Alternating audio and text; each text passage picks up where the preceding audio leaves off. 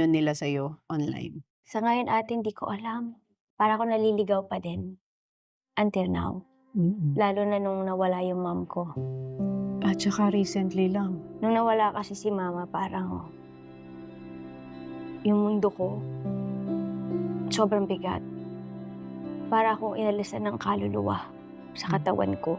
Siya lahat, every time na kumakanta ako, siya yung motivation ko Para sa nanay mo. para sa kanya lagi.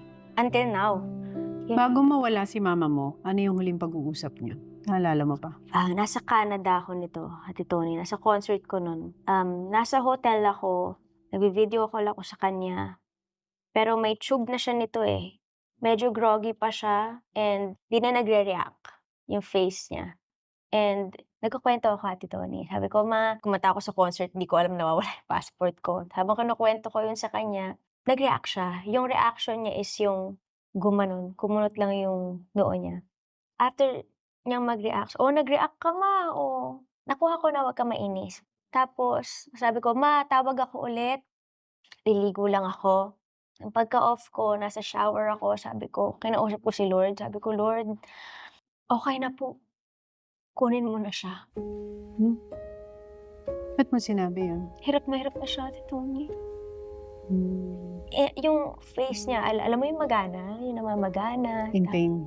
In pain. Ate, in pain. After ko maligo, may tumatawag. Pagkasagot ko, lahat sila nag-iiyakan sa room. Alam mo na. Alam ko na. And then, shock ako. Yung mama ko na wala na. Pinagdasal mo pa yun. Yun yung huli mong sinabi kay God. Okay ka na. Okay. Pero nung nawala, hindi pala. Hindi ako okay. Hindi ako okay. Until now. Sinisisi ko kasi yung sarili ko, ate. Na? Kung bakit siya lumala ng ganyan. Kasi wala akong pera, una. Hindi ko siya mapagamot. Di ba? Isa lang ako eh.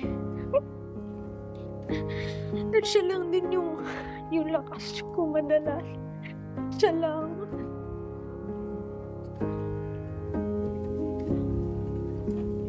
And then,